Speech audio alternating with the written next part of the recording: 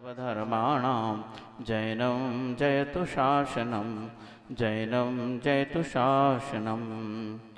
बोलो 1008 श्री पार्श्वनाथ भगवान की, पार्श्वनाथ भगवान के निर्वाण कल्याणक महामहोत्सव की।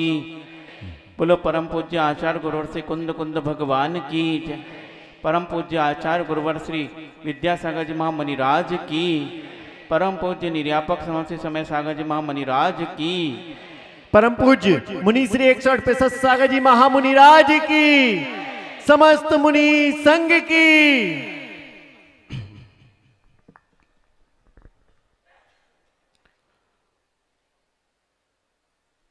आज का यह परम पावन दिवस और कल भी हमने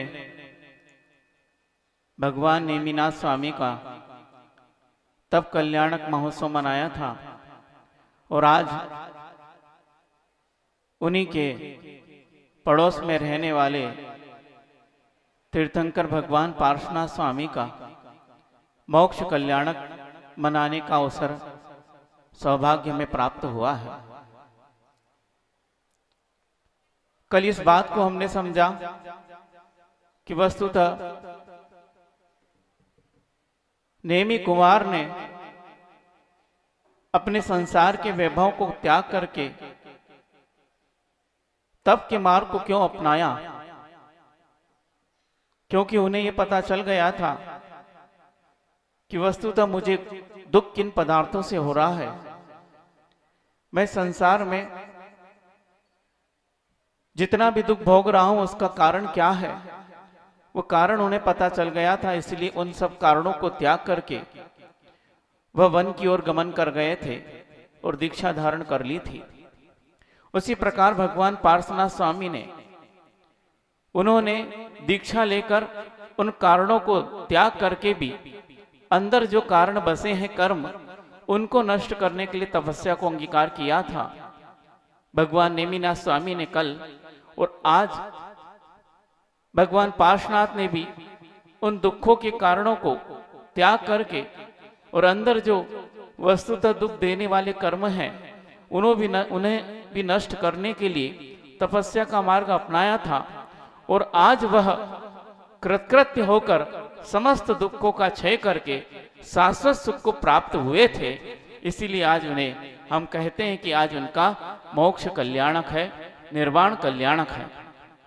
कल भगवान पथ पर चले थे और आज उन्होंने पूरा पथ चलकर पूर्ण मंजिल को प्राप्त किया था।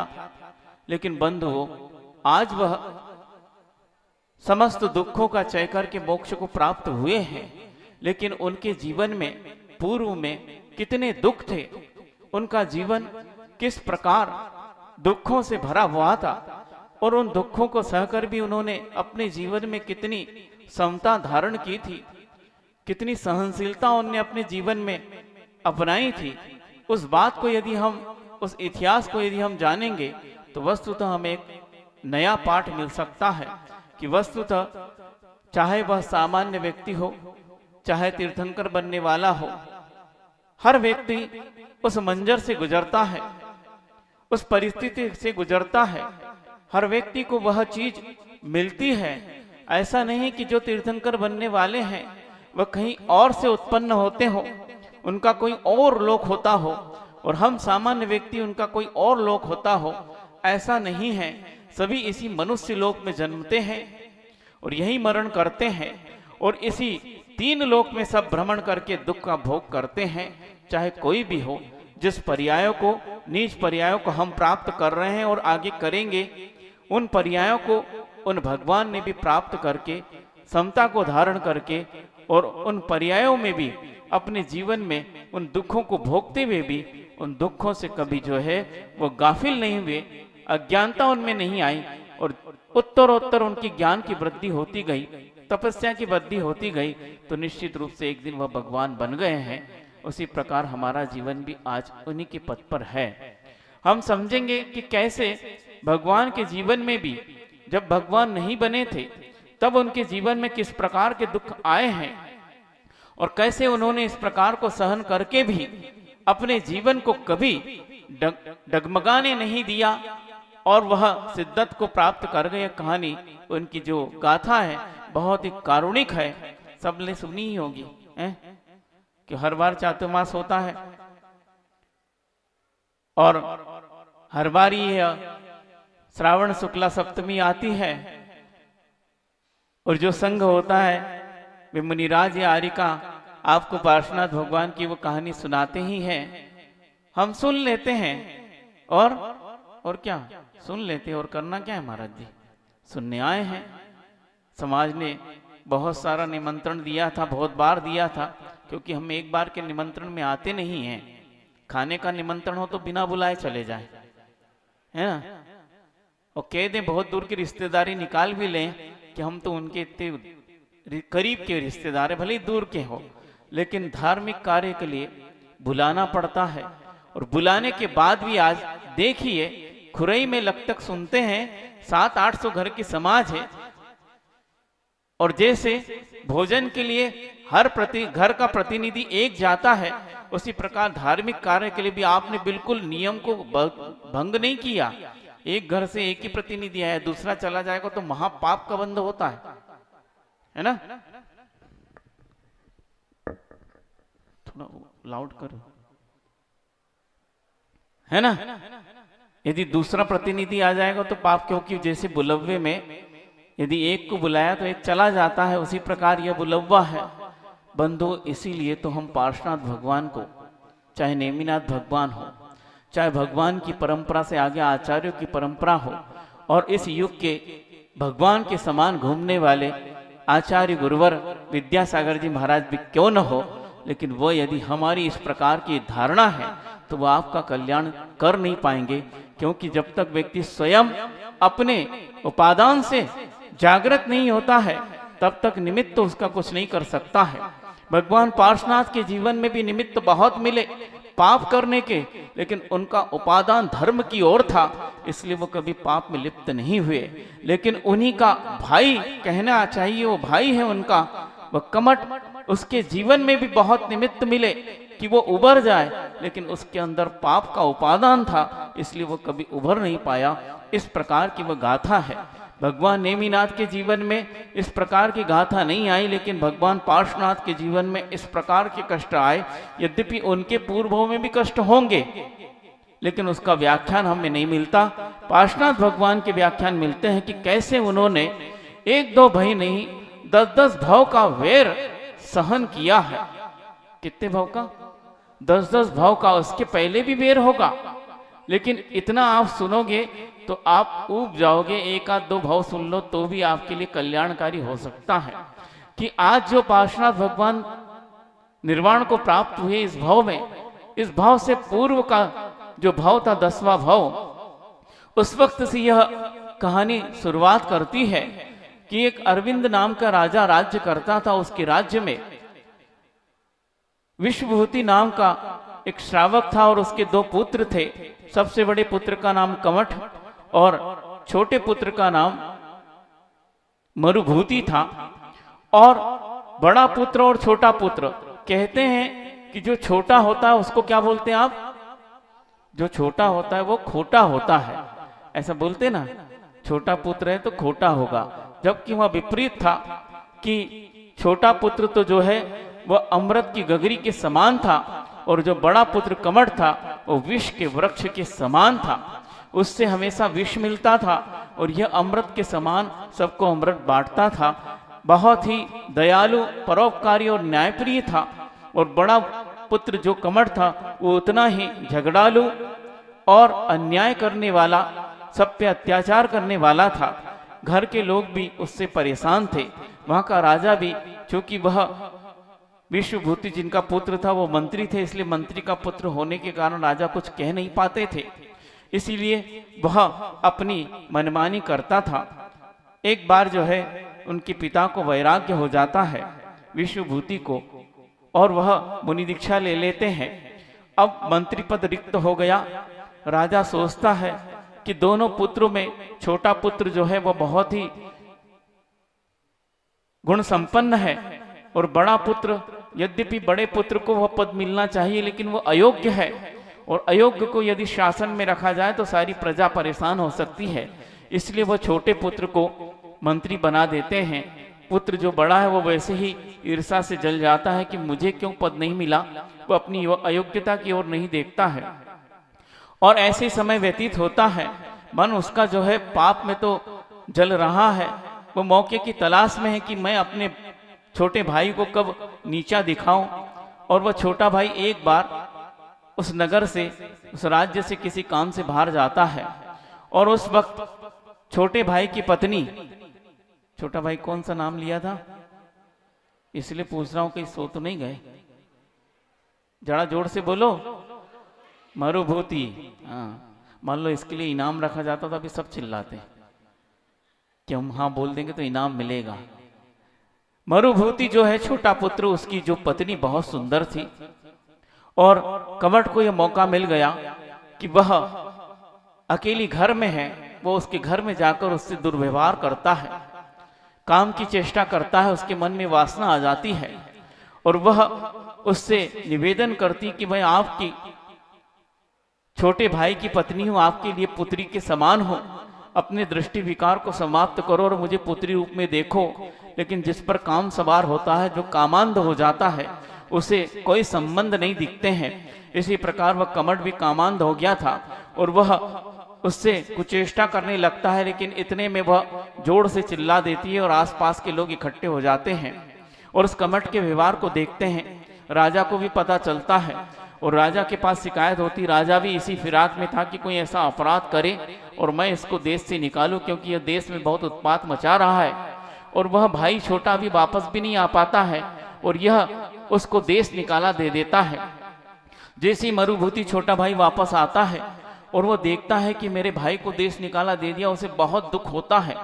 उसे सारी बात पता चल जाती कि क्यों दिया है, लेकिन फिर भी भात प्रेम है, स्नेह है, वह व्यक्ति बहुत ही सरल प्रकृति का है, इसलिए वह बहुत ही जल्दी उस भाई को क्षमा कर देता। कोई बात नहीं, किससे अपराध नहीं होता है, उस भाई से भी अपराध हो गया है, लेकिन वो क्षमा के योग्य है। और राजा के पास वो जाता है कि उसके अपराध को क्षमा करो, मैं भी क्षमा कर दे रहा हूँ। राजा कहता है भैया मैंने आपको ही देखकर ये दंड दिया है, आप बहुत सीधे हो, इसीलिए उस व्यक्ति को मैंने देश से निकाल दिया, क्योंकि वह आगे भी आपका हित कर सकता है। लेकिन फिर भी वह क्षमा मांगता है कि उसके अपराध की मैं क्षमा मांगता हूँ और आप उसे वापस देश में बुला लीजिए, ये मेरी विनती सुनिए। राजा सोचता देखो कितना अच्छा व्यक्ति है, इतना बड़ा अपराध होकर भी क्षमा उसके लिए मांग रहा है। और वह राजा कहता है कि कोई बात नहीं, तुम बुला लाओ अपने भाई को और वापस देश में बुला लाओ। वह भाई जो है बहुत ही स्नेह से, अपने मन में बहुत ही विनयशीलता रखकर और भ्रात प्रेम रखकर वो भाई को बुलाने जा रहा है। ये जो कमट है देश से निकलकर किसी पंचाग्नि तप तपने वाले साधु के संपर्क में आ जाता है और ऐसा कठोर तप तपता है कि मैं कुछ रिद्धि सिद्धि प्राप्त कर लूं, उसके बाद ये भाई को राजा को मैं दिखा दूंगा। और क्या करता है, हाथ में जो है बहुत बड़ी शिला उठाकर खड़ा होकर तपस्या कर रहा है, काय क्लेश कर रहा है, ताकि मुझे कोई रिद्धि प्राप्त हो जाए, सिद्धि प्राप्त हो जाए। और ये जब देखता है मरुभूति कमट को कि मेरा भाई कितने कष्ट में है, वो ये नहीं सोचता कि इसके मन में क्या चल रहा है, क्योंकि वस्तुतः जिसके मन में रिजुता होती है वह बाहर में भी इस प्रकार का भाव देखते हैं। वह मरुभूति भी यही देख रहा था कि मेरे भाई कष्ट में है, वो ये नहीं सोच रहा था मेरे भाई के मन में कितनी कुटिलता पल रही है, वो क्या सोचकर ये तप कर रहा, वो ये नहीं जानता था। तो वह उसके चरणों में गिर जाता है और क्षमा मांगता है, भैया क्षमा कर दो, राजा ने भी आपको क्षमा कर दिया है, मैं भी आपसे क्षमा मांग रहा हूँ, ये क्रोध त्यागो और चलिए आप घर चलिए, मैं आपको लेने आया हूँ। ऐसा सुनते ही उसका क्रोध और भड़क उठता है। अग्नि में यदि आप घी डालोगे तो कभी अग्नि बुझेगी नहीं और भड़क उठेगी, उसकी क्रोधाग्नि और भड़क उठती है और वो सोचता है कि ये नाटक करने आया है, इसके प्रति मैंने अपराध किया और ये क्षमा मांग रहा है, ये सब नाटक है। वह उस बात को सोचकर जो हाथ में शिला उठा रखी थी, और वो शिला क्या करता है, क्या करेगा, जैसे आप करते हो गुस्से में सामान उठा के फेंक देते हो, उसने भी यही किया और शिला जो है वो अपने भाई के ऊपर पटक दी और उसी वक्त उस भाई का प्राणांत हो जाता है। मरुभूति जिसके हृदय में भात प्रेम चल रहा था, जिसके हृदय में विनयशीलता थी, जो क्षमा मांगने के लिए आया था, क्षमा भी मांग रहा था, लेकिन उस व्यक्ति के सिर पर उसने शिला पटक दी। और जैसी शिला पटकता है तो उसके मन में भी थोड़ा सा आर्त ध्यान आ जाता है कि देखो, मैंने इतना अनुनय विनय किया और क्षमा भाव रखा, लेकिन इस व्यक्ति ने मुझे क्षमा नहीं किया। इस प्रकार आर्त भाव आ जाते हैं और उस वक्त आर्त ध्यान से उसका तिर्यंच आयु का बंध होता है और वह मरुभूति उसी आसपास के जंगल में एक महाभयानक, जो है भयानक मतलब कहना चाहिए बहुत ही ऊंचाई को लेकर गजराज हाथी हो जाता है, वह मरकर मरुभूति। अब देखिए कमट कहाँ जाएगा। और ये बात जब राजा को पता चलती है कि वह मरुभूति जिसे मैं बहुत प्रेम करता था और वह जो है उस व्यक्ति से क्षमा मांगने गया था, वो क्षमा के योग्य वस्तु तो नहीं था, फिर भी वह क्षमा मांगने गया था, लेकिन उस व्यक्ति ने इस प्रकार कार्य किया और मैंने भी उसके लिए सहमति दे दी थी। यदि मैं उसको रोक देता तो हो सकता उसका ऐसा अंत नहीं होता। और यह संसार ही ऐसा है कि देखो कैसे कैसे व्यक्ति रहते हैं। एक तरफ तो मरुभूति जैसा बिल्कुल अमृत का घड़ा है और एक तरफ जो कमट विष का वृक्ष है। ऐसे व्यक्ति संसार में रहते हैं, यह सब केवल कर्म की लीला है। इस प्रकार विचार करके उस राजा को ही क्या हो जाता है, वैराग्य हो जाता है। इस दृश्य को देखकर उस व्यक्ति को वैराग्य हो जाता कि संसार इसी का नाम है। इस संसार में हम जितने फंसते चले जाएंगे, संसार हमें फंसाता चला जाएगा। इसे त्याग हमें ही करना पड़ेगा और पुरुषार्थ हमें ही करना पड़ेगा। इस प्रकार वो विचार करके वो राजा ही वैराग्य को धारण करके दीक्षा ले लेता है। अब देखिए सबका मिलन कहाँ होता है। वो कमट भी आर्तरोध ध्यान करके और पाप करके, उस जीवन में वो तो पाप किया था और पाप करता है, और उसी वन में जहां पर वो हाथी हुआ था, उसी वन में जो है वो एक भयानक जहरीला सर्प हो जाता है, वह कमट का जीव। अब देखिए जब संबंध वैर का होता है, चाहे राग का हो, राग का संबंध भी जो होता है यदि बहुत प्रगाढ़ हो तो व्यक्ति कितने भी कहीं गतियों में चले जाएं आपस में पुनः मिल जाते हैं। उसी प्रकार वैर का संबंध हो तो वह कहीं भी हो आपस में मिल जाते हैं। जिस प्रकार आपके यहाँ भी कई ग्राहक आते हैं और उधार लिखा जाते हैं, समझ रहे हो बढ़िया लोग, उधार लिखा जाते हैं और आप उधारी मांगने जाते हैं, वो कई बार आपसे कन्नी काटते हैं, मतलब इधर उधर हो जाते कि कहीं सेठ जी उधार मांगेंगे भी पैसा ही नहीं चुकाना पड़ेगा। लेकिन यदि उधार लिया है और चुकाना है तो कहीं न कहीं दुनिया गोल है, वो पुनः मिल जाएंगे और आप पुनः उनसे भैया जितनी उधारी है वापस कर दो, नहीं तो ब्याज पे ब्याज चढ़ेगा। उसी प्रकार ये राग और द्वेष जो है उससे उधारी बची हुई है। राग का भी उधार होता है और द्वेष का भी उधार होता है। जब तक चुकता नहीं होता है तब तक चुकाने वाले और लेने वाले आपस में मिलते रहते हैं। उसी प्रकार का यह कार्य है कि देखिए उसी वन में वह सर्प हुआ है, उसी वन में वह हाथी हुआ है, मरुभूति का जीव, और कमट का जीव सर्प हुआ है। अब देखिए कालक्रम से वह सर्प एक अलग उसी जंगल में एक अलग भाग में रहता है और हाथी अलग भाग में रहता है। जो मुनिराज बन गए थे, कौन? राजा अरविंद जो मुनिराज बन गए थे, वह विहार करते करते उसी जंगल में आते हैं और देखते हैं कि सामयिक का समय हुआ है, अब विहार नहीं कर सकते हैं, इसलिए वह एक शिलातल पर कायसर्ग मुद्रा में स्थिर होकर ध्यान करने लगते हैं। तीनों गुप्तियों को लगा लेते हैं और इतने में घूमता घूमता वह मदमस्त हाथी आता है और वो देखता है इस जंगल में ये कौन सी आकृति आ गई, अभी तक उसने मनुष्य देखे नहीं थे, ऐसा घनघोर जंगल था, ये कौन सा नई आकृति आ गई, कोई ऐसा नहीं ये मेरे लिए कष्टदायक हो। और वह हाथी जो है बहुत ही बलपूर्वक दौड़ते उसको मारने के लिए, उन मुनिराज को मारने के लिए वह दौड़कर उनकी ओर आता और अचानक रुक जाता है। क्यों रुक गया? वह गौर से देखता है उनकी छाती पर एक निशान बना था। जब वो राजा था और ये मंत्री थे तो बार बार वो उस छाती के निशान को देखता था और उस देखकर एकदम उससे जाति स्मरण हो जाता है, अरे ये तो मेरे पूर्व के स्वामी राजा साहब हैं और मैं ये कौन सा घोर पाप कर रहा था, उन्हें मैं मारने जा रहा था। ये तो मेरे स्वामी हैं जिन्होंने मेरे जीवन की रक्षा की, पालन पोषण किया है, मुझसे इतना अनुराग रखते थे और मेरे आज ये भाव है मैं उन्हें मारने जा रहा था, हे भगवान ये कौन सा कृत्य कर रहा था, उसे पश्चाताप होता है और वह मुनिराज के प्रभाव में आकर वहीं उनके चरणों में बैठ जाता है। जब मुनिराज का ध्यान समाप्त होता है, सामायिक समाप्त होती है, वे भी अवधि ज्ञानी थे और देख लेते हैं ये जो गजराज है मुझे मारने आ रहा था, लेकिन मुझे वो पहचान गया है, ये मरुभूति का जीव है। और आर्त ध्यान से इस प्रकार का उसे तिर्यंच आयु का बंध हुआ वो जान लेते हैं और उसी वक्त उसे उपदेश देते हैं कि बंधु इस संसार में तुम कहाँ भ्रमण कर रहे हो, उस द्वेष भाव को त्याग दो। जितना द्वेष भाव रखोगे उतने तुम्हारे संसार की वृद्धि होगी, तुम्हारा संसार नष्ट नहीं हो सकता।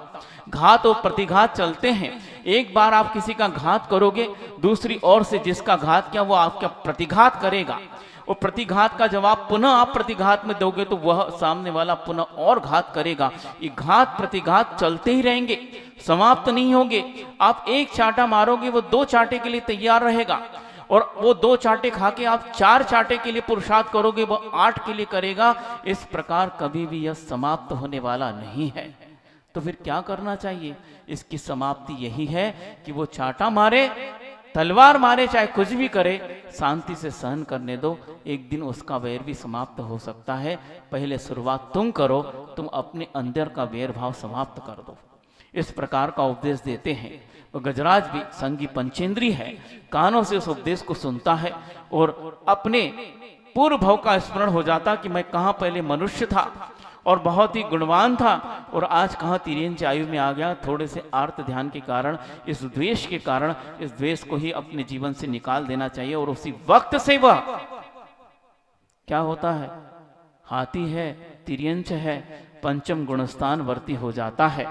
अणुव्रत को धारण कर लेता और मुनिराज के सामने उसके मुख से आवाज नहीं निकल रही है, लेकिन अंदर ही अंदर उन मुनिराज को नमस्कार करके, भगवान आप ही मेरे तारने वाले देवता और आपके चरणों में मैं आज इस धर्म को धारण करता हूँ। सम्यक दर्शन और सम्यक चारित्र पंचम गुणस्थान को एक साथ वह गजराज धारण करता है अणुव्रतों को, और अणुव्रत का स्वरूप उन मुनिराज से सुनकर उसी प्रकार पालन करता है। अभी देखिए बिल्कुल मदमस्त था, वृक्ष उखाड़ उखाड़ कर फेंकता था और अच्छे अच्छे जो ताजे और क्या कहना चाहिए हरे हरे फल उनका भक्षण करता था। नदी में उतर जाता तो खूब मस्ती करके पूरा नदी का पानी गंदा कर देता था। इस प्रकार उसके जीवन में हिंसा होती थी और जब चलता था तो घास को रोंद कर चलता था। लेकिन अब क्या हो गया है, वो क्या हो गया, पंचम गुणस्थान वर्ती अणुव्रती हो गया है।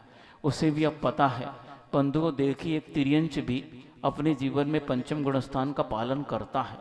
कैसे कर रहा है देखिए, उसको कहाँ इतनी बुद्धि आ गई, इतना श्रद्धान, इतना प्रगाढ़ उसके पास चारित्र आ गया, जबकि उसके पास पालन करने के लिए कोई साधन संपन्नता नहीं है।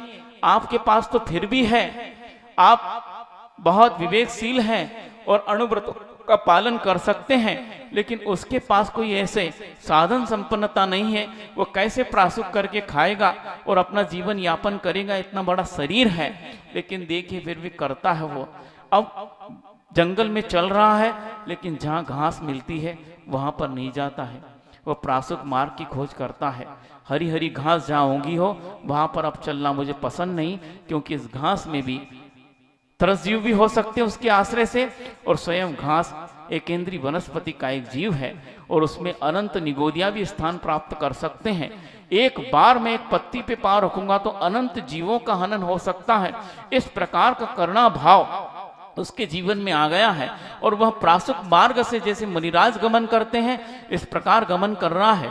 और अब पहले वृक्ष की हरी हरी पत्ती तोड़कर खा लेता था, लेकिन अब क्या करता है, जो पत्तियां अपने आप टूट गई हैं और केवल टूट के गिरी नहीं, जो सूख गई हैं, जिनमें से वह जीव निष्कासित हो चुके हैं, अपने आप सूख गई हैं, उन पत्तियों का भक्षण कर रहा। वो कितनी मात्रा में मिलेगी, भले कम मिले, ऐसी सूखी सूखी लकड़ियों का और ऐसी पत्तियों का वो भक्षण कर रहा है और बिल्कुल कृशकाय हो गया है, क्योंकि अब ताजा ताजा तो मिल नहीं रहा है और इतनी बड़ी काय है, इसलिए वो जो है उसकी काय भी जो है धीरे धीरे दुबली होती गई है। और पानी जब पीने जाता था पहले तो पूरी नदी में उतर जाता था, अब इस नदी में उतरूंगा तो अनंत जीवों का हनन हो जाएगा। इसमें कई मछलियां होंगी, मेंढक होंगे, सांप पानी के होंगे जो मेरे पैरों के नीचे कुचलकर मर सकते हैं। हो सकता है ऐसे भी सर्प हो जो पंचम गुणस्थान वर्ती मेरे जैसे हो। ब्रह्म हत्या का पाप लग जाएगा, इसलिए अब नदी में नहीं उतर रहा। वह जहां बहुत तेज बहाव है, जिस बहाव से पत्थर से टकराकर पानी अपने आप प्रासुक हो गया है, उस बहाव का पानी दूर खड़े होकर पीता है। और इसी प्रकार एक बार वो पानी पी रहा था, उसे ज्ञान नहीं था कि यहाँ दलदल है, और वो क्या करता है, उसका पैर उस दलदल में फंस जाता है, उस हाथी का। अब देखिए क्या होता है। सब बिल्कुल ध्यान से सुन रहे कि नहीं? कहानी तो बहुत ध्यान से सुनते हैं कि कैसे कैसे घटनाक्रम घटते हैं। और ऐसे सब व्यक्ति वहां इकट्ठे हो जाते हैं कि वह पानी पीने के निमित्त से गया था और कीचड़ में उसका पांव फंस जाता है। और इतना व्रत पालन करने से उसकी काय तो वैसी क्रस हो गई है, उस काय में अब इतनी ताकत नहीं है कि कीचड़ से अपना पांव निकाल ले। अब वह समझता है, समझ जाता है, अब मैं यहां से निकल नहीं सकता, और यदि नहीं निकलूंगा तो अब मेरा तो प्राणांत निश्चित है। जब प्राणांत निश्चित है और इस प्रकार का जो है इस प्रकार की जो परिस्थिति बन गई उसको कोई टाल नहीं सकता, इसलिए अब मुझे संलेखना धारण कर लेनी चाहिए, क्योंकि इसके सिवा और कोई मार्ग नहीं है। और उसी वक्त वह हाथी जो है समस्त चारों प्रकार के आहार का त्याग कर लेता है। और उसके पास परिग्रह क्या है? शरीर ही एक परिग्रह है।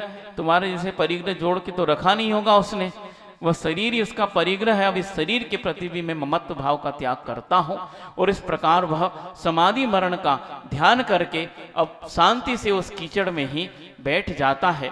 अब देखिए वो सर्प इधर उधर घूमता हुआ, वह भी मेंढक और मछलियों की तलाश में पानी के पास आया था। उसे भी भूख लगी थी, और जैसे ही हाथी को देखता है और पूर्व भाव का स्मरण हो जाता है, और ये तो वही है और मेरे मार्ग में बाधा बनकर आया है ताकि मैं यहाँ पर मेंढक और मछली ना पकड़ पाऊं। और इस प्रकार उसका क्रोध, कमट का जो जीव है, सर्प बना है, उसका क्रोध 7वें आसमान पर पहुंच जाता है, और वह जो है उस सर्प, उस हाथी को जो है ढस लेता है। और जैसे ही उसको डसता है और हाथी जो है उसका प्राणांत हो जाता है, क्योंकि बहुत ही जहरीला सर्प था, और उसका प्राणांत हो जाता है। और वह बिल्कुल शांति से मरण करता है, क्योंकि पहले ही संन्यास मरण उसने स्वीकार कर लिया था। उस समाधि मरण स्वीकार करने के माध्यम से वह जो है हाथी का जीव देखिए आज तिर्यंच है, लेकिन व्रतों के माध्यम से और निर्दोष संलेखना को पालन करने से उसने अपने शरीर के प्रति अनुराग भाव नहीं रखा, और जिस सर्प ने काटा उसके प्रति भी द्वेष भाव नहीं आया। ये मेरे कर्म का उदय है, सर्प की इसमें कोई गलती नहीं, मैंने पूर्व में इसके प्रति कोई वेर भाव रखा होगा, वो नहीं पहचान पाया कि ये कमट का जीव है। लेकिन फिर भी इस प्रकार का चिंतन उसी व्यक्ति को आता है जिसके जीवन में विपाक विचय धर्म ध्यान होता है। वह व्यक्ति अपने कर्म का उदय समझ रहा है, और वह सर्प के प्रति वेर भाव नहीं है, और शांति से वह मरण करता है। तो कहां जाता है? सहस्रार स्वर्ग तक, 12वें स्वर्ग तक जाता है। 12वां स्वर्ग समझ रहे हो? कितनी आयु होगी? शायद 20 सागर की है ना? 20 सागर की आयु होगी वहां। 20 सागर मतलब बहुत उत्कृष्ट आयु है वहां की। और इस प्रकार का वह क्रम कैसे हुआ? क्योंकि अणुव्रत का यह प्रभाव है और संलेखना मरण का यह प्रभाव है कि आज उसकी तिर्यंच पर्याय का विच्छेद हो गया, और वो वहां जाकर स्वर्ग में देवता बन जाता है। और इधर सर्प जो है कालांतर में उसका भी मरण होता है, और वह एक अणुव्रति को काटने के कारण उसका जब पाप का उदय आता है, और वह जो है पंचम नरक में उसका जो है उत्पाद होता है, क्योंकि उसने अणुव्रति को उसकी संलेखना के समय में उसकी सहायता तो करना छोड़ दिया, लेकिन उसके जीवन में बाधा पहुंचाई थी। इसलिए इस कारण वह पंचम नरक में जाकर वहां उत्पन्न होता है। अब वह सहस्रार स्वर्ग में देव जो है वहां पर इस प्रकार का भोग करता है, पंचेंद्र की यथेष्ट भोग मिलते हैं। वहां कोई इस प्रकार का कार्य नहीं है, कोई उपसर्ग करने वाला नहीं है। अच्छे से वहां पर वो आयु को बिताकर नीचे उत्पन्न होता है। तो एक बहुत बड़े राज्य के राजा के यहाँ राजकुमार के रूप में उत्पन्न होता है। कि अब उसका जो है यहां से उत्थान प्रारंभ हो जाता है, क्योंकि उसने मुनिराज के चरण में वैर भाव समाप्त कर लिया था। अब उसके जीवन में वैर नहीं है, लेकिन कमट ने अभी क्षमा याचना करके वैर नहीं समाप्त किया। अब एक तरफा वैर कैसे चलता है कि वहां से वह व्यक्ति नीचे उतरकर वह मनुष्य बनता है और अचानक किसी कारण को देखकर उसके जीवन में वैराग्य आता है और वो मुनि व्रत धारण कर लेता है। कौन? कमट का जीव, मरुभूति का जीव। धीरे धीरे पहले पूछना पड़ेगा बीच बीच में। कई बार कहानी सुनते सुनते कई लोग को नींद भी आ जाती है। माँ जो है बचपन में बच्चों को कहानी सुनाती ना, तो कहानी अधूरी रह जाती है और बच्चा तो सो जाता है। तो इसी प्रकार कहीं आप बच्चे सो तो नहीं गए? हाँ, तो वो मरुभूति का जीव जो आज मनुष्य बना है, वह किसी कारणवश वैराग्य को धार करके मुनि दीक्षा धारण कर लेता है। और वह कमट का जीव कौन से नरक में था? पंचम नरक में था। वहां से आकर वह एक जंगल में जो है भयानक अजगर के रूप में जन्म लेता है।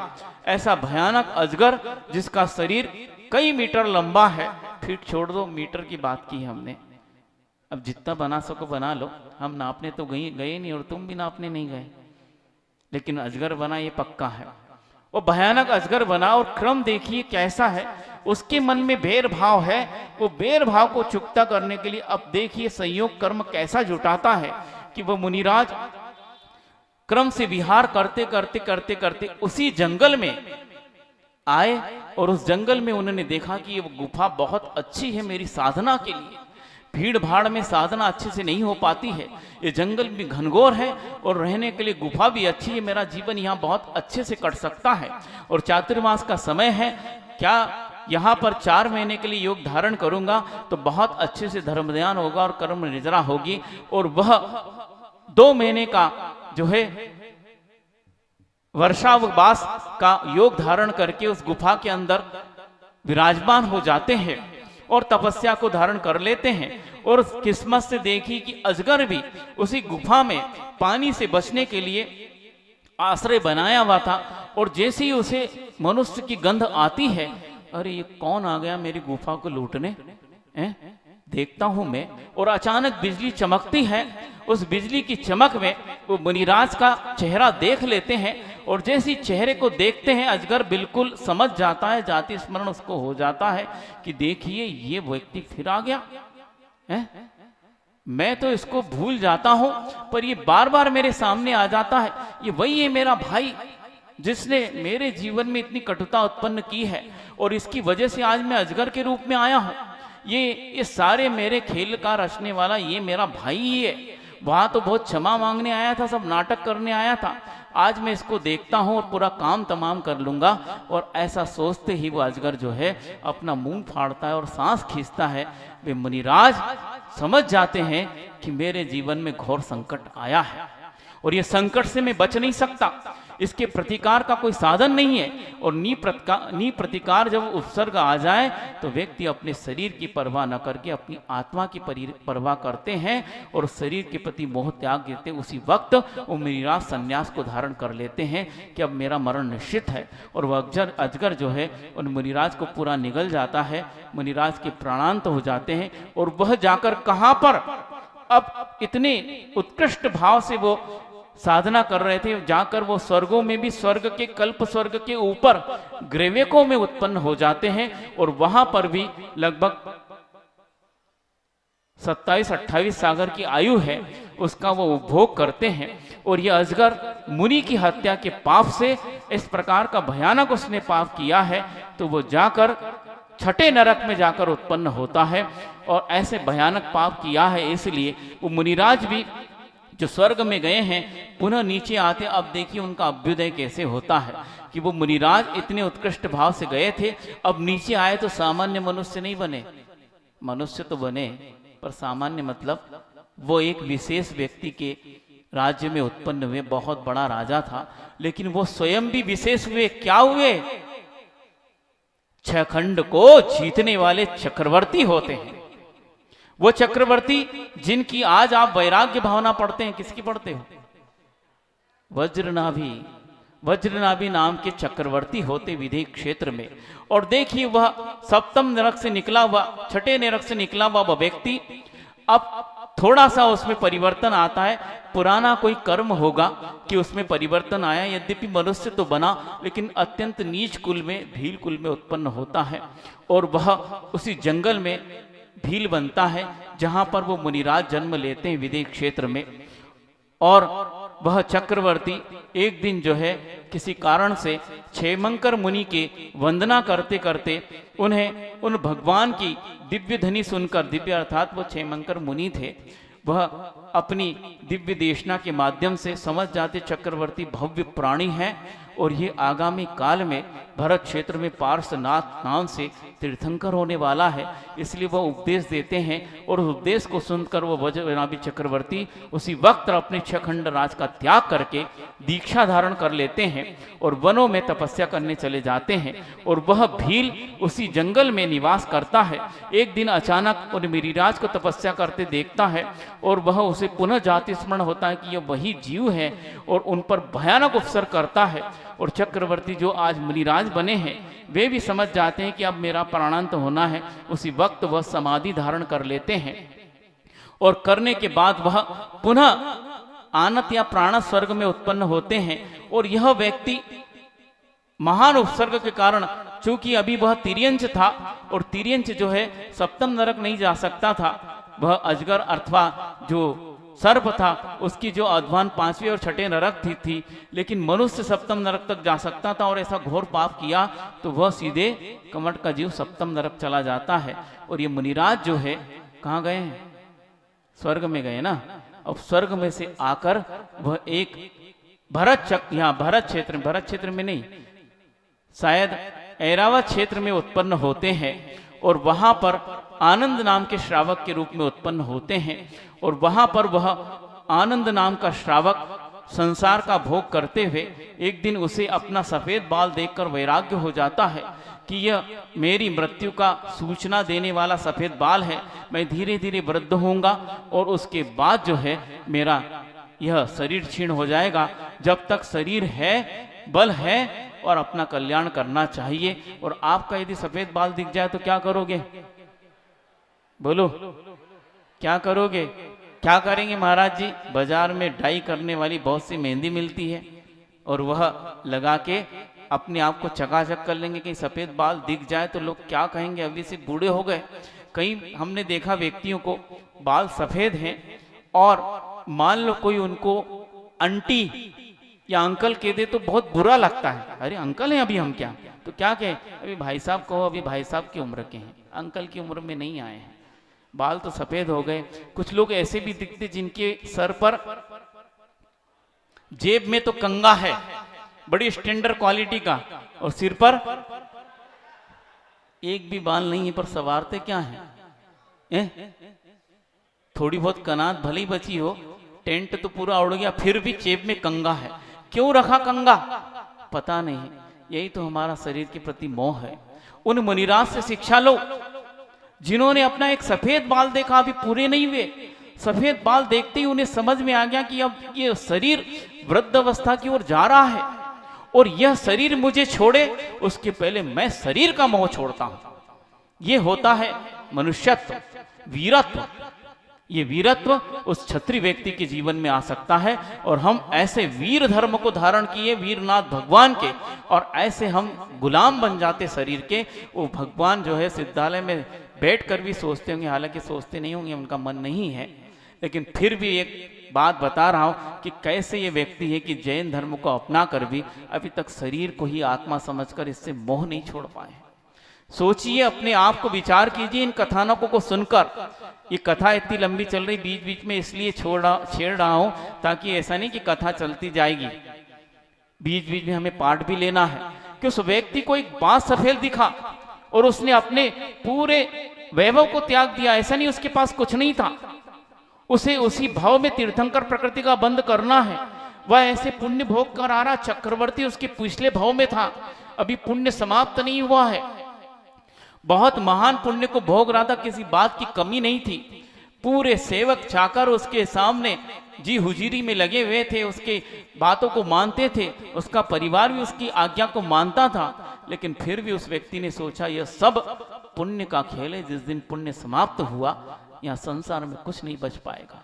इसलिए मेरा पुण्य उदय है, शरीर स्वस्थ है, मेरी बुद्धि ठिकाने पर है, इसलिए संसार को ही मुझे त्यागना चाहिए, अन्यथा यह संसार मुझे कब त्याग देगा पता नहीं चलेगा, ये शरीर मुझे कब छोड़कर चला जाएगा पता ही नहीं चलेगा। इसलिए पहले मैं इस शरीर का मोह छोड़ दूं और वो दीक्षा धारण कर लेते हैं। और देखिए कि वह सप्तम नरक में गया था, याद है कि नहीं? मरुभूति का जीव सप्तम नरक गया था, है ना? हाँ अच्छा है, समझ सो तो नहीं रहे, सुन रहे हैं। कमट का जो जीव था वह सप्तम नरक गया था। वह अब उसी जंगल में आकर एक भयानक सिंह होता है, क्योंकि सप्तम नरक से निकला व्यक्ति सिद्धांत है कि वह तिर्यंच ही होते हैं और गर्भज होते हैं और कर्म भूमि में उत्पन्न होते हैं। और कर्म भूमि में उत्पन्न होने वाला यदि कोई महान क्रूर प्राणी है तो वो सिंह ही हो सकता है, इसलिए वो सिंह की पर्याय में आकर उत्पन्न होता है। और देखिए कि वो मुनिराज जो आनंद श्रावक के रूप में थे आज मुनिराज बन गए हैं और तपस्या करते हैं, और ऐसी तपस्या करते हैं कि वह इतनी अपनी आत्मा की गहराई में ऐसे लीन हो जाते हैं, ऐसी भावना भाते पूरे संसार के लिए, ऐसी उत्कृष्ट भावना भाते हैं और भाते भाते वो स्वयं के कल्याण की भावना न भाकर पूरे विश्व की कल्याण की भावना भा रहे हैं। प्रत्येक विश्व के लिए, विश्व के प्रत्येक प्राणी के लिए उनके मन में दया का भाव उत्पन्न हो जाता है कि भगवान ये सारे प्राणी इतने दुखी हैं, मैं आज बोध को प्राप्त हो गया हूँ, लेकिन अनंत ऐसे प्राणी जिन्हें बोध प्राप्त करने के लिए वो संगीत पंचेंद्रीय पर्याय ही नहीं मिल रही है, ऐसे अनंत निगोदिया जीव हैं, भगवान उनका कल्याण कैसे होगा? ऐसी उत्कृष्ट करुणा उनके मन में समा जाती है, पूरे विश्व कल्याण की भावना उनके समा जाती है। और ऐसी भावना भाते भाते धीरे धीरे 16 कारण भावना चालू हो जाती है। और 16 कारण भावना जब चालू हो जाती है तो उसका फल आचार्य ने बताया है, जो उत्कृष्ट रूप से दर्शन विशुद्धि विनय संपन्नता और अपने व्रतों के निरत्याचार पालन के लिए उद्यम करता है, इस प्रकार की 16 प्रकार की भावना आती है। उनका जब भावना चालू कर देता है तो उसके जीवन में तीर्थंकर प्रकृति का बंध होना चालू हो जाता है, और उन आनंद मुनिराज के जीवन में भी तीर्थंकर प्रकृति का बंध चालू हो जाता है। और ऐसे उत्कृष्ट भाव से वो तपस्या करते हैं। और जब तीर्थंकर प्रकृति का बंध चालू है, क्योंकि ये निरंतर बंधी प्रकृति बंधु हो, जब तक सम्यक दर्शन स्थायी रूप से विद्यमान है तब तक ये निरंतर बंध को चालू रहती है। जब सम्यक दर्शन छूटता है तब तीर्थंकर प्रकृति का बंध छूट सकता है। यदि सम्यक दर्शन साथ में है तो ये कभी छूट नहीं सकती। कब तक? जब तक इसका उदय नहीं आए, जब तक इसके बंध की विच्युति नहीं होती है, तब तक इसका निरंतर बंध होते रहता है, एक समय के लिए भी रुकता नहीं। तो उनके जीवन में तीर्थंकर प्रकृति का बंध चालू हो गया था, उत्कृष्ट सम्यक दृष्टि थे, और धीरे धीरे विहार करते हुए वह उसी वन में पुनः पहुंच जाते हैं जिस वन में कमट का जीव सिंह विराजमान है। और वहां पर उन मुनिराज को तपस्या करते हुए देख लेता है, और देखते ही उसे पुनः वही जाति स्मरण हो जाता है। बंधुओं, सम्यक दर्शन के एक भेद में, सम्यक दर्शन की उत्पत्ति में एक कारण जाति स्मरण भी बताया है कि जाति स्मरण के माध्यम से, अर्थात अपने पूर्व भाव का, पूर्व अवस्था का ज्ञान होने से व्यक्ति सम्यक दर्शन को प्राप्त कर सकता है। लेकिन यहाँ उल्टा ही हो रहा है, जाति स्मरण तो हो रहा है लेकिन उसको सम्यक दर्शन की भूमिका नहीं बना रहा है, परंतु मिथ्यात्व की ओर प्रगाढ़ भूमिका बना देता है। इस प्रकार उसके जीवन में होता है, क्योंकि पाप ठसाठस भरा है, अभी उसके जीवन में पुण्य का उदय नहीं आया, इसलिए वो जाति स्मरण भी उसके लिए उल्टा काम कर देता है। जिस प्रकार कई लोग कहते हैं कि जंगल में अग्नि लगी है और उसको बुझाने के लिए पानी डाला जा रहा है, लेकिन क्या होता है? क्या होता है? लोग कहते हैं महाराज जी पानी से भी अग्नि बुझ नहीं रही, लगता है पानी भी पेट्रोल का काम कर रहा है। तो उसी प्रकार वो जाति स्मरण भी उसके लिए जीवन में पेट्रोल का काम कर रहा है, क्योंकि उसके पुनः अवेर को उखाड़ता है। और जैसे ही वो मुनिराज को देखता है, पुनः उसके जीवन में वैर भाव आ जाता है, अरे ये तो वही व्यक्ति है, अभी तक इसको इतनी बार मैंने समाप्त किया, ये समाप्त नहीं हो पाया। अरे तेरे समाप्त करने से समाप्त हो जाता तो सारी दुनिया समाप्त हो जाती है। कोई किसी के मारने से नहीं मरता, ये आत्मा अजर अमर है, तो किसी भी व्यक्ति के द्वारा, किसी भी शक्ति के द्वारा आज तक समाप्त नहीं हुई। यह तत्व अनादि अनंत है, इसका कोई नाश नहीं कर सकता। हर पदार्थ की अपनी सत्ता है, उसका कोई विनाश नहीं कर सकता। हर पदार्थ, हर द्रव्य अपनी सत्ता से विद्यमान है, इसीलिए कोई दूसरा व्यक्ति उसको नष्ट नहीं कर सकता। ये ज्ञान कमठ को नहीं है, इसलिए वह व्यक्ति पुनः उसके नष्ट करने में उद्यम करता है और मुनिराज कर घोर उपसर करके उनका भक्षण कर जाता है। मुनिराज भी, क्योंकि तीर्थंकर प्रकृति का सत्व है, सम्यक दर्शन है, सम्यक चारित्र है, और वो पुनः संन्यास को धारण कर लेते हैं कि मेरा प्राणांत होना है, ये निश्चित टल नहीं सकता। इस जीव का कोई दोष नहीं, मेरे कर्मों का दोष है। अंत में वो शांति से धर्म ध्यान पूर्वक मरण करते हैं और जाकर वह 16वें स्वर्ग में उत्पन्न होते हैं। और वहां पर जाकर जो है वह, कहानी बहुत लंबी हो रही, समय तो कम है, और समय आपने दिया ही नहीं है। सोच रहे थे शॉर्ट और स्वीट सुनाओ, लेकिन भगवान पार्श्वनाथ ने अपने जीवन को शॉर्ट और स्वीट किया नहीं।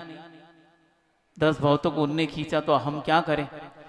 अब वो आता टर्निंग पॉइंट की वह भगवान तो स्वर्ग में जाकर पुनः नीचे उतरते हैं और उनका गर्भ कल्याणक, जन्म कल्याणक मनाया जाता है। और अभी वह कुमार अवस्था में है। और देखिए कमठ का जीव अब क्या होता है, वह उनके आसपास ही उत्पन्न हो रहा था, अब उनके घर में ही उत्पन्न हो जाता है कि वह कमठ अब पार्श्व कुमार के नाना बन जाते हैं। क्या बन जाते हैं? नाना बन जाते हैं। और वह पंचाग्नि तप करते हैं। एक दिन पार्श्व कुमार घूमने के लिए निकले थे अपने दोस्तों के साथ, और अवधि ज्ञान उनके पास था। मति ज्ञान, सुज्ञान और अवधि ज्ञान के धारी थे। स्वर्ग से ही वह अनुगामी अवधि ज्ञान लेकर आए थे। और वह जब देखते हैं कि तापस, वो नहीं पहचान पाते कि ये मेरा नाना, मेरा कमठ, मेरा भाई था। लेकिन जब देखते हैं कि यह जो लकड़ी है उसमें नाग और नागिन के जोड़े उसके पोल में बैठे हैं, और यह व्यक्ति देख नहीं पा रहा क्योंकि इसके पास ज्ञान चक्षु नहीं है, और कुल्हाड़ी से उनको काटने ही जा रहा था लकड़ी को। वो रोक देते हैं कि भैया ये काम आप मत करो। क्यों नहीं करें? क्योंकि वह लकड़ी अग्नि में उसको जलानी थी। ये काम मत करो, इस लकड़ी को मत काटो। क्यों नहीं काटे? इसके अंदर जो है नाग और नागिन का जोड़ा बैठा है। अरे जा बच्चा, आज का छोकरा मुझे समझा रहा, लकड़ी के अंदर कहां से आ जाएंगे? नहीं आहे, आप समझो मैंने उन्हें देख लिया है। कहां से देख लोगे? तुमसे ज्यादा मैं ज्ञानी हूं, मुझे दिख नहीं रहा और तुम्हें कहां दिख रहा है? उसकी बात नहीं सुनकर अहंकार वश वह जो तापस है वो उस कुल्हाड़ी को लकड़ी पर चलाता है, और जैसे ही चलाता है लकड़ी के अंदर से खून का फव्वारा फूट पड़ता है। वो नाग नागिन के टुकड़े हो गए हैं। वो मरणासन है। पार्श कुमार सोचते हैं अब इस व्यक्ति को समझाना तो टेढ़ी खीर है, कभी कभी कम से कम इन व्यक्तियों के भाव सुधर जाएं। और उन नाग नागिन के पास बैठकर उनके कर्ण में पंच नमस्कार मंत्र का वो उपदेश देते हैं और उनके जीवन को शांत करते हैं। अपनी कषायों को शांत करो, कषाय के माध्यम से ही तुम तिर्यंच बने हो। अब अपने भाव को मत बिगाड़ो, इस पंच नमस्कार मंत्र को शांति से सुनो और अपना भाव सुधार लो। इस प्रकार उपदेश देते हैं। और वो सुनकर क्या होता है, नाग नागिन कहाँ जाते हैं? हाँ, नाग जो होता है वह धरणेन बनता है और नागिन जो है उसकी देवी पद्मावती बनती है। और कालांतर में यह जो पंचाग्नि तप तपने वाला है, जब वो अपनी हार देखता है तो और उसको जो है अहंकार हो जाता है और वैरभाव बढ़ जाता है, और वह कालांतर में मरकर ज्योतिष्क देव हो जाता है। क्योंकि वह तपस्या तो वो भी कर रहा था, पंचाग्नि तप रहा था, काय क्लेश कर रहा था। इसका फल उसे मिलता है कि वो ज्योतिष्क देव काल संवर नाम का देव हो जाता है। और इधर पाश कुमार जो है धीरे धीरे जो है अपने जीवन को आगे बढ़ाते हैं और विवाह के पहले ही उन्हें वैराग्य हो जाता है और वह दीक्षा को धारण कर लेते हैं। और वह ज्योतिष्क देव जो बना था वह विमान के माध्यम से अपने जो है घर की ओर जा रहा था और अचानक देखता है कि उसका विमान रुक जाता है। क्यों रुक गया?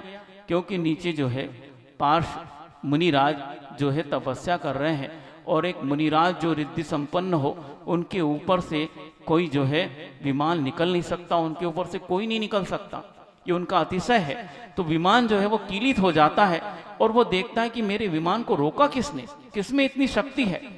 वो नीचे देखता है और देखते ही उसे पुनः जाति स्मरण हो गया, अरे ये तो वही है, अब देखो मुझे परेशान कर रहे हैं, अभी तो स्वयं के तन पे ककड़ा तक नहीं है, दर दर के भिखारी बने और मुझ जैसे देव को परेशान कर रहे हैं, मैं अभी देखता हूं।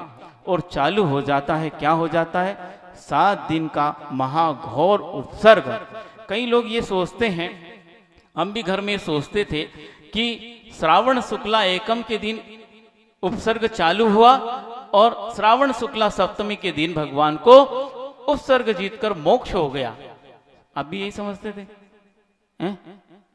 बोलो, हम तो पहले यही समझते थे घर में थे जब, लेकिन बाद में जब पता चला कि तीर्थंकर ऐसे होते हैं, उनको केवल ज्ञान होने के बाद भले अल्प समय मिले लेकिन दिव्य देशना बिल्कुल खिरेगी। यदि उनकी दिव्य देशना नहीं खिरी तो यहां पर धर्म तीर्थ की प्रवृत्ति नहीं हो सकती है। तीर्थंकर प्रकृति का बंध जिसे है और वह केवल ज्ञान प्राप्त करके 13वें गुणस्थान में वह उदय में आता है, तो उदय में आने के बाद वह कुछ समय के लिए अपनी दिव्य धनी जरूर खिराएंगे। यदि मान लो नहीं खिराई तो फिर तीर्थ की प्रवृत्ति उत्पन्न नहीं हो सकती है। भगवान पार्श का तीर्थ नहीं कहा जा सकता था, लेकिन भगवान पार्श का तीर्थ कहना है तो दिव्य देशना अवश्य होना चाहिए। इसलिए मान लो यदि उपसर्ग के बाद तुरंत मोक्ष हो जाता तो फिर दिव्य देशना कब खिरती? इसलिए इस वक्त नहीं हुआ। बताओ भगवान को केवल ज्ञान कब हुआ है? याद, केवल ज्ञान की पूजा कर रहे होंगे ना, कभी करते हैं क्या? हाँ, चैत्र कृष्ण चतुर्थी के दिन, अर्थात उस वक्त केवल ज्ञान हुआ और मोक्ष जब भी हुआ उनके जितनी आयु थी उतनी भोग कर उनके बाद उसे मोक्ष हुआ होगा। उस बीच कई वर्ष थे, 72 वर्ष बाद, केवल ज्ञान होने के 72 वर्ष बाद आज के दिन उन्हें मोक्ष हुआ। उस वक्त 7 दिन का भयानक उपसर्ग हुआ, ऐसा उपसर्ग कि जिसे सुनकर रोंगटे खड़े हो जाए, कि उस वक्त उस काल संवर ने भयंकर गर्जना की, ऐसी गर्जना कि सबके कान के पर्दे फट जाएं। लेकिन पार्श मुनिराज तटस्थ थे, उन्हें समझ में आ गया कि मेरे जीवन में घोर उपसर्ग हुआ है और करने वाला वही मेरा पुराना वैरी है, उसे वैर निकाल लें दो। और वो भी समझ गए थे कि इस भाव में उसका कल्याण होना है, यदि मैं तटस्थ रहूं तो इसका कल्याण हो सकता है, और समता को धारण करते हैं। और वह जब देखता है कि ये नहीं हो पाया, अब क्या करते हैं, बड़े बड़े पत्थर शिलाएं, जैसे आनंद धाम में बड़ी बड़ी शिलाएं आ रही ना, ये तो तुम्हारी हाइट हेल्थ के हिसाब से है, वो पार्श्वनाथ भगवान के हाइट हेल्थ के हिसाब से शिलाएं बहुत बड़ी बड़ी थी, वो बरसाना प्रारंभ कर देता है। वो शिलाएं शरीर पर गिर रही है, लेकिन मुनिराज का ध्यान छूटता नहीं है। इतने में धरणेन और पद्मावती, उनका आसन कंपायमान होता है और वो अवधि ज्ञान से जानते हैं कि मेरे परम उपकारी जो इसी भाव में भगवान बनने वाले हैं, उन्होंने मेरे जीवन का उद्धार किया, आज उन पर संकट आया है। तुरंत वो अपने आवास से निकल कर आते हैं और धरणेन जो है उनके जो शिला थी उसके मूल भाग में जाकर अपने फणों पर उस शिला को उठा लेता है, और पद्मावती थोड़ा सी दूर रहकर भगवान के ऊपर फणा तान देती है। अब उपसर्ग हो रहा है, लेकिन भगवान को कोई परेशानी, उस वक्त भी परेशानी नहीं थी जब शिलाएं शरीर पर गिर रही थी, और आज उन्होंने सहायता की है, तब भी कोई विकल्प नहीं है कि उस व्यक्ति पर द्वेष और धरणेन पद्मावती पर राग हो जाए। नहीं, राग और द्वेष से परे वो साधना में लीन है। ऐसा ऐसा उपसर्ग, पत्थर जब नहीं चल पाए तो वह बारिश करता है मूसलाधार, उससे भी जब बच गए तो ओले बरसाता है, इससे भी जब डिगे नहीं तो सुनते हैं कि गरम गरम क्या चाय, लोहा पिघलाकर गरम गरम शरीर पर बरसाता है। लेकिन भगवान तो भगवान है, वो टस से मस नहीं होते हैं, और उनका उपसर्ग वो दोनों दूर करते हैं। जब भगवान के इतना स्थैर्य वो देखता है और वो भी समझता है कि ये तो महाशक्तिधारी भगवान है, 63 रिद्धियों के स्वामी है, केवल ज्ञान रिद्धि छोड़कर सारी रिद्धियां इनके पास है। यदि दृष्टि उठाकर देखे तो 3 लोक जलकर भस्म हो सकता है।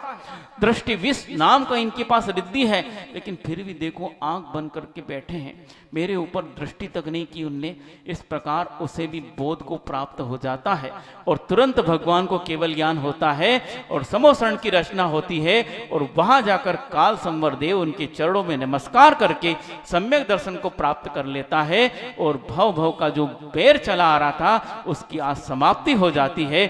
भगवान का कल्याण भी हो गया और भगवान से द्वेष करने वाले का भी कल्याण हो गया। कब हुआ? जब भगवान के चरणों में वह सारा द्वेष उगल दिया तब। बंधुओं, यह कहानी केवल कहानी न रह जाए, अपने जीवन में उतर जाए, ताकि हमारे जीवन में जो अनंत काल से राग और द्वेष का जहर भरा है वो जहर समाप्त होकर समता का अमृत अपने जीवन में आ जाए, तब कहीं जाके हमारे जीवन का कल्याण हो सकता। अहिंसा परमो धर्म की बोधि समाधि परिणाम शुद्धि स्वात्मोपलब्धि शिव शोक सिद्धि चिंतामणिम चिंतित वस्तु दाने तो मंद मानस ममास्तुति। द्वादशांग जिनवाणी माता की जय। परम पूज्य आचार्य गुरु विद्यासागर जी महामुनि राज की जय। परम पूज्य निर्यापक समर से समय सागर जी महामुनि राज की।